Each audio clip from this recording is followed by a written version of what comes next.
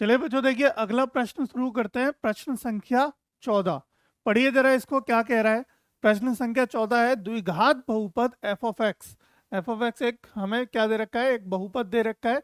3x² - 4 - 4, 3x² - x - 4, ये हमारा बहुपद है।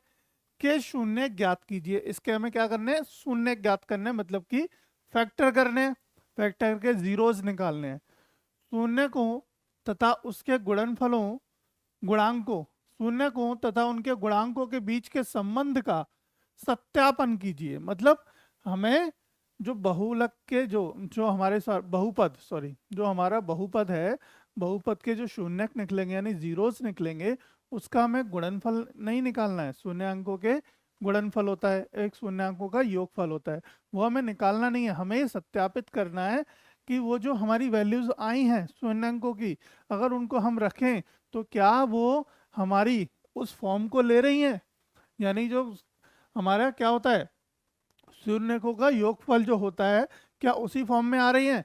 वही हमें सत्यापन करना है, यानी कि सत्य करना है कि हाँ ऐसा ही है। ठीक है, तो सॉल्यूशन चलिए शुरू करते हैं, है ना बेटा। तो देखो एफ ऑफ एक्स, यानी एफ दे रखा होता है, कुछ भी दे रखा है, बट हमें ध्यान रखना होता है यहाँ पे, बराबर 3x² - x - 4। समीकरण को हम क्या करेंगे, 3x² - x - 4 हम बराबर रख लेंगे किसके, जीरो के, है ना। अब इसके क्या करेंगे, फैक्टर करेंगे। फैक्टर कैसे करेंगे, देखो हमने क्या बताया था, ए ए सी का गुणा करेंगे, ए सी। देखो ओरिजिनल फॉर्म क्या होती है हमारी, ओरिजिनल फॉर्म क्या होती है, ax² + bx + c, ये होती है हमारी स्टैंडर्ड फॉर्म। तो स्टैंडर्ड फॉर्म में अगर हम जो फैक्टराइजेशन है जीरोस करने का तरीका वो क्या है, a × c करेंगे, इन दोनों का गुणा करेंगे, जो नंबर आएगा उसका फैक्टर इस तरीके से करेंगे कि वो हमारे जोड़ने और घटाने पे इक्वल टू बी हो, प्लस माइनस करने पे क्या हो, बी के इक्वलेंट आए। ऐसा कुछ हमें सोचना पड़ता है। ठीक है बच्चा, चलो देखो अब हमें क्या करना है कि 3x² में, अब देखो कैसे करेंगे इसको, 3x² माइनस माइनस का 1 लेके आना है। तो क्या करना है, 3 3 चौक 12, 12 करना है। तो वही कर लो, 4 × 3 = 12, तो प्लस का माइनस का 4x और माइनस का प्लस का x -4 बराबर 0। ठीक है, ऐसा कर सकते हैं, है ना, ऐसा कर सकते हैं ना, क्योंकि देखो यहाँ पे -4 में से 1 जाएगा तो, सॉरी ये हमने गलत किया, 4 × 3 = 12, 3x करेंगे यहाँ पे, कितना करेंगे 3x करेंगे। इसको मिटा देते हैं थोड़ा सा, तो +3x, है ना।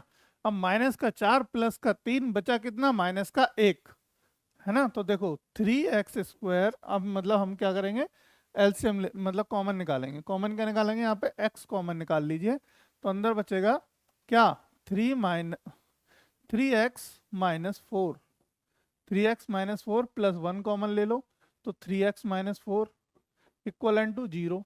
अब देखो 3x - 4 एक कॉमन आ जाएगा और x + 1 एक कॉमन बचेगा, बराबर 0। एक बार इसको 0 के इक्वलेंट रख लो, 3x - 4 बराबर 0, तो x बराबर 4/3, और यहाँ पे x + 1 बराबर 0, तो x बराबर -1। तो हमारे शून्यांक क्या निकल के आए, बहुपद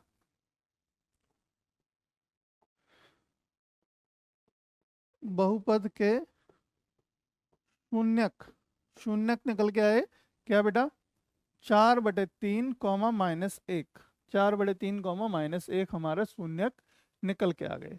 अच्छा जी, अब हमें सत्यापन क्या करना है, सत्यापन करना है हमें ये कि शून्यक, हमारे जो शून्यक होते हैं शून्यकों का गुणनफल, या फिर शून्यकों का पहले निकालते हैं योगफल। शून्यकों का योगफल, ठीक है। शून्यकों का योगफल कैसे निकालेंगे बच्चा, शून्यकों का योगफल मतलब जो शून्यक आए हैं उनका सम कर लो।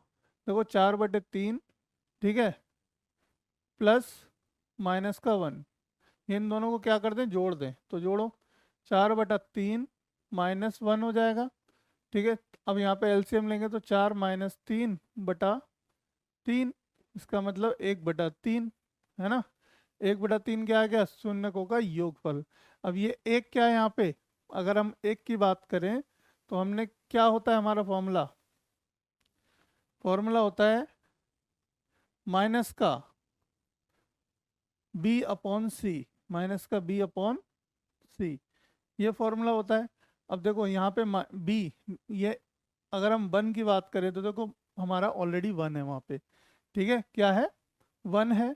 तो 1 यह क्या हो गया, यानी कि माइनस का हमारा ये हो गया x² का गुणांक। एक क्या है, एक है हमारा, देखो माइनस तो है नहीं यहाँ पे हमारे पास, अभी माइनस नहीं है, ठीक है। देखो ये क्या हो गया, ये बताओ, बराबर हम इसको लिख सकते हैं, एक क्या है यहाँ पे x² का गुणांक, x का गुणांक कितना है, x का गुणांक, x का गुणांक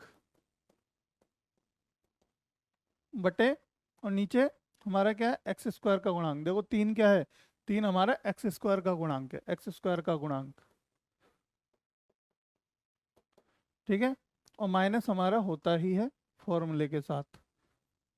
तो एक आया हमारा x² का गुणांक, तो ये किसके इक्विवेलेंट हो गया, ये हमारा इक्विवेलेंट हो गया किसके, शून्यकों के योगफल के। मतलब कि वही वैल्यू आ रही है जो अगर आप निकालोगे तब भी, अगर यहाँ पे हम वैल्यू निकालेंगे तो क्या आएगी हमारी, माइनस का, यहाँ पे माइनस उठ के आएगा, तो माइनस उठ के आएगा तो माइनस का हमारा कितना आ जाएगा, माइनस का 1/3 हमारा निकल के आ जाएगा, ठीक है। चलो, शून्यकों का योग आ गया हमारा यहाँ पे, क्लियर।